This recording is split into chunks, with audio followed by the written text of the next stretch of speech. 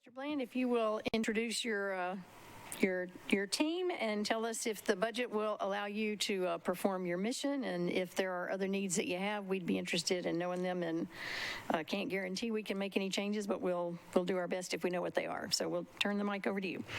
Thank you, Madam Chair. Excuse me. With me today, to my left, your right, is our Chief Financial Officer, Ed Oliphant, and also in the back of the room is our Government Affairs Representative, Eric Beyer. The short answer to your question is yes, the mayor's budget proposal fully funds the requests we had, both for our baseline budget request as well as our investment requests for continued implementation of service expansion under Metro's transportation plan. If I might just go into a recap and hit some highlights. As most of you know, last year Metro was able to restore a full operating funding allocation after having to cut the allocation during the whole COVID pandemic crisis. Fortunately, we were able to backfill that with funding from the federal government under the CARES Act. We have restored service back in October 2021 to the full pre-pandemic level, and actually just this past month in April, we did a service increase, so we're now at 107% of pre-pandemic service levels.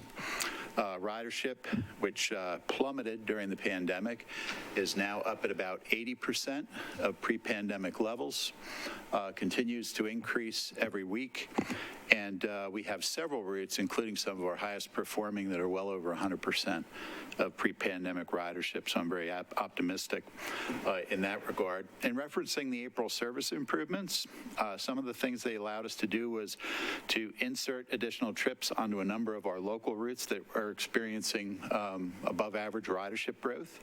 We were able to improve the overall frequency on 4 routes. We extended service hours to later in the evening to a little after midnight now on 19 of our routes and our access door-to-door system. We extended the 12th Avenue South bus to serve our new Hillsborough Transit Center and connect it to the Hillsborough Pike bus. And we created a new crosstown route, the 79, which connects the Skyline area with Madison via Briley Parkway and Due West Avenue. Following some of the other noteworthy activities we've had over the course of the year were the opening of the Hillsborough Transit Center, and I know a number of you were with us at that event. We deeply appreciate your attendance there, and we look forward to opening one in just about every district in the city. So we're looking forward to working with you all on that. So first of what we hope will be many throughout Davidson County and ultimately throughout the Middle Tennessee region. We've fully implemented our quick ticket contactless fare payment system, and you can pay your fare through a smartphone app or through a contactless smart card, which is an enhancement that our riders have been asking for several years. And I think one of the most noteworthy and really frankly under-advertised generally by us features of the card is the Metro Transit Authority Board also adopted a fare structure that includes fare capping. So if as a rider you enroll your card in an account, you are automatically upgraded to the best value fare. If you ride often enough to get the day pass discount, you get the day pass, the weekly, the monthly, etc. So we think it's a significant tool in enhancing equity within the city. We've also, I know one near and dear to most council members' hearts is stop upgrades and shelter projects. So over the past year, we've been able to upgrade 19 stops with accessibility improvements and passenger shelters, and we have another 13 in various stages of design, construction, ordering, delivery. So now we total over 250 stops with shelters, which is more than double the number that we had just 5 years ago. We started our first WeGo Link partnership with Uber and a couple of other private providers to provide discounted first mile, last mile service connecting to our major routes. This started as an experiment in the Antioch area. It's now been made permanent, and one of the things the mayor's budget proposal would allow us to do is expand it to other areas of the county. So bringing us to the upcoming budget, Mayor Cooper's operating budget proposal funds our full request of $62.6 million for MTA services and $1.8 million for Regional Transportation Authority services. The recommended appropriation provides budget stability for current services, assuring stable service and fare levels through FY22-23, and it also funds the continued expansion of our system under the Better Bus program that was deployed last month for the full fiscal year, and allows us to initiate the second phase of Better Bus in the upcoming fiscal year. The next phase, the last phase was about a 7% increase in service. The next phase would be about an 8% increase in service. And some of the specific initiatives will be completing our planned span of service improvements on our busiest service corridors and for WeGo access. So service in these corridors would operate from 4 a.m. to 1 a.m. Monday through Saturday and 4 a.m. to 11 p.m. on Sunday. Additional span improvements on most other local routes, with service operating from 5 a.m. to 11 p.m. Monday through Sunday. Additional evening and weekend frequency improvements on our busiest routes. Overall weekday frequency improvements on two of our fastest growing ridership routes, the number 7 Hillsborough and the number 8 8th Avenue South. Frequency improvements on our crosstown services such as the 77. As I mentioned earlier, expansion of the WeGo Link first mile, last mile connection with an additional 5 or 6 zones, and expansion of our popular Access on Demand same-day reservation service for our door-to-door system to weekends. So these enhancements will help us lay the groundwork for future service expansion in the out years of Better Bus, including additional crosstown service, span and frequency improvements, more WeGo Link zones, services supporting the new North Nashville Transit Center when it opens in 2023, as well as future transit centers in the development pipeline. We're very grateful that the mayor's budget proposal allows us to continue to pursue the goals laid out in the Metro Nashville Transportation Plan that you all adopted. And with riders returning to the system in larger numbers now, we'll be well positioned to capitalize on all the efforts that went into that planning process. But I would be remiss if I didn't point out a few of the challenges that we have, and I suspect they're consistent with what you're probably hearing from some of the other departments. First of all, with general inflation running at recently unprecedented rates, frankly, I would not want Ed's job trying to project what our budget is going to be for the next month, much less the next year, is sort of an exercise in rolling the dice. For us, as with several of the Metro departments, fuel is obviously a significant element of our budget. I think all of you, Ed can give you all the intricacies of the hedge program that we work on, that we collaborate with Metro on, but if you've been to a gas station lately, I think that's probably enough. And we're experiencing similar staffing challenges that most employers are. Currently in the bus operator position, we have 420 budgeted positions, and right now we have about an 8% vacancy rate that we're working very hard to close. And we also have a number of openings among our technicians. And then the last challenge I'll mention is the supply chain issues. We're seeing it with a number of components, and we're working around it, but probably the most significant one that concerns me is the auto chip problem that's led to a lot of delays in automotive production. Is particularly hitting us hard on the small bus side, the buses that we use in access and our lower ridership routes. They're built on a Ford E450 chassis, and that chassis is in extremely short supply. So a bus that typically takes us 6 to 8 months to get in from the order is now taking 2 to 3 years. And frankly, it's not even really predictable. So we're currently operating about half the small bus fleet is over its useful life. So that will lead us to, it won't lead us to any safety issues. That is an absolute non-starter. We may see some reliability issues creep up, as well as certainly maintenance expenses. So all this is to say that if the mayor's budget proposal is adopted, we'll move to deliver the service improvements that Nashvillians need and deserve as quickly as possible. But clearly, we want to prioritize sustaining the reliability of current services. So we may front end a lot of the WeGo Link and, frankly, some of the things that aren't necessarily as labor or vehicle intensive in the front end of the calendar year. With that, we look forward to engaging with conversations with the council on the budget and other issues, and we welcome your questions. Thank you. Great, thank you very much. Are there questions from the council? I will ask one. I know that the downtown circulator was the one group of buses that ran on electric power. Is there and I'm sure getting new vehicles is not something that you can do right now, but where did those buses go, and is it possible that they could be used for something to cut down on fuel costs? The particular buses on the circuit, the first generation, were early stage electric buses.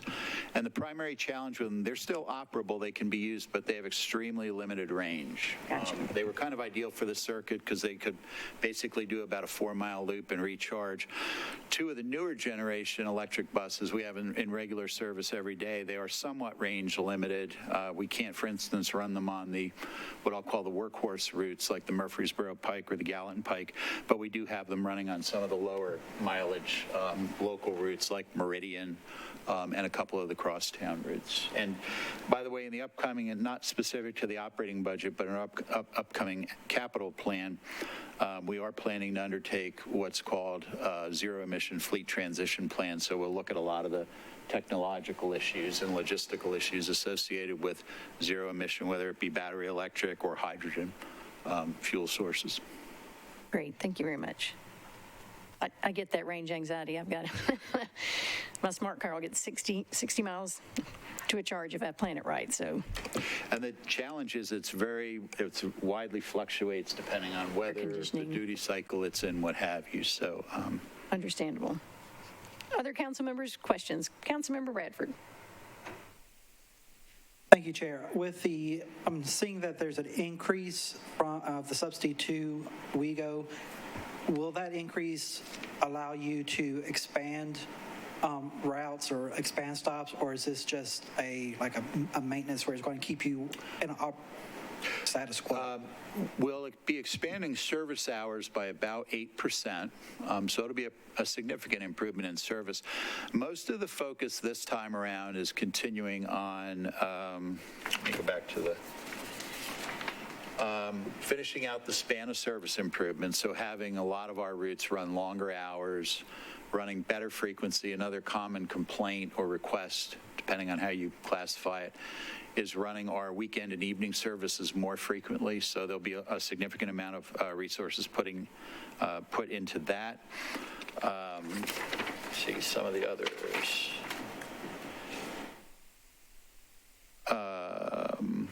Two of our fastest growing routes will get frequency improvements. The number 7 Hillsborough, the 8th Avenue will be improving frequency on 2 of the crosstown routes, including the 77. I don't see Councilman Sledge here. He probably knows. He calls me about that about every other day. And we'll be expanding the WeGo link zones. And that's in some of the outlying areas where the development patterns just aren't conducive to fixed route service. We've been partnering with Uber and several other private providers to basically provide a discounted trip connecting right now in Antioch, folks who live in that area to the number 55 bus. So some of the additional zones we're looking at are places like Goodlettsville, Madison, Bellevue, Bordeaux. I'm leaving quite a few out, but that'll be another focus. And then the other piece is the Access on Demand, which currently only operates during the week. And that same day, typically with Access, you call and make your reservation the day before. With Access on Demand, you can reserve the same day at a slightly higher charge. Right now, it only operates Monday through Friday, so this budget would allow us to expand that service to weekends. And a follow-up, well, is there any more work or any more research being done to increase the frequency of the WeGo Star? We actually are receiving proposals on a long-term view of the Star, and frankly, what we do to purpose it. The biggest issue with adding trips is, well, probably the biggest issue is always dollars, both capital and operating dollars. But the primary technical obstacle is if we were to add more trips to the Star, we need to install a technology called positive train control, which when we did the original study for it, we estimated to be between $30 and $40 million upfront and about $500,000 a year. So part of the approach to the planning work that we'll be doing this upcoming year is to figure out really what's the best, do we go for that large of an expansion? Do we repurpose it to some extent?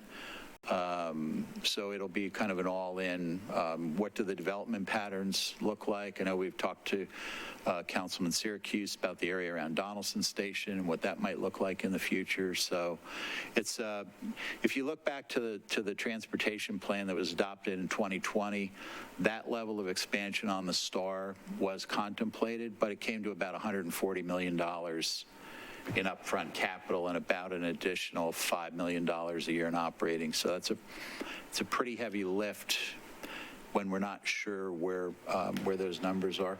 Coming back to ridership, even though overall ridership is strong, the two markets that are not, frankly, where they should be are office commuters, our downtown office commuters, including our star riders. And over the course of this year, even though Metro Nashville Public Schools went back to in-person instruction, our school ridership, our stride ridership still isn't back where it was.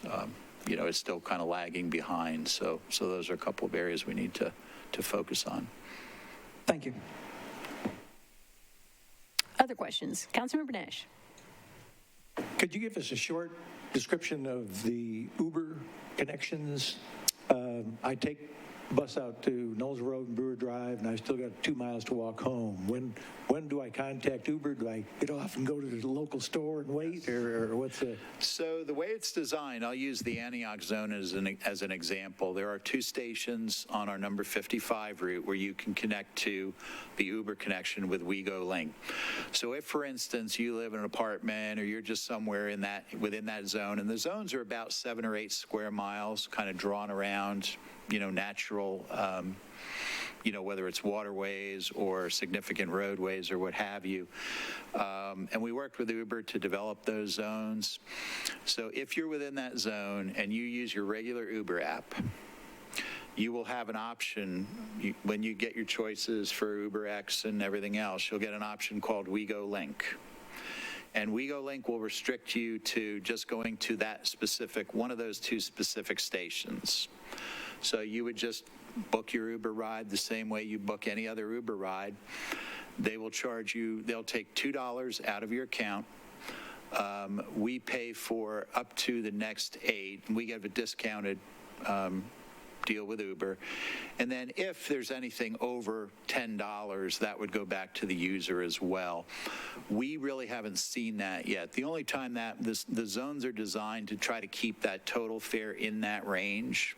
So unless there's significant surge pricing by Uber, you shouldn't see that. And then we also have agreements with supplemental carriers. So if someone doesn't have a smartphone, if someone doesn't have, isn't banked, if they want to pay cash, if someone's in a wheelchair, then we have providers who can also meet that requirement. Very good, thank you.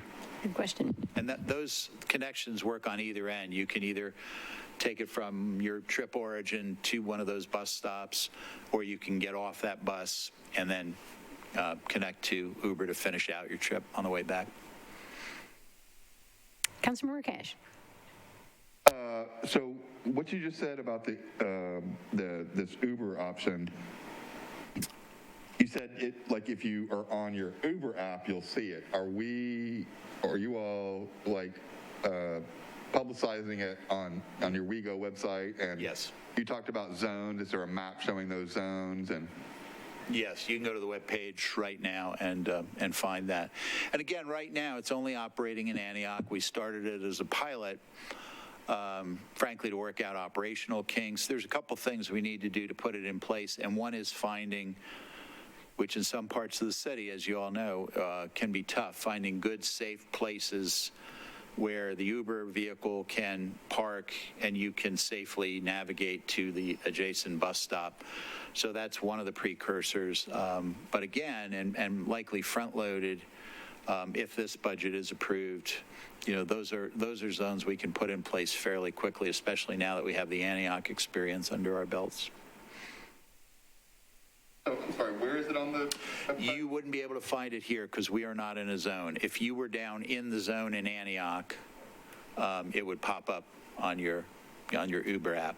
You could go to our webpage, Not though. on the Uber app. That's what I'm asking. I'm sorry? On our website, you said I would be able to find it on the website. Uh-huh. Yeah, I can show you where, but it's under the service mix.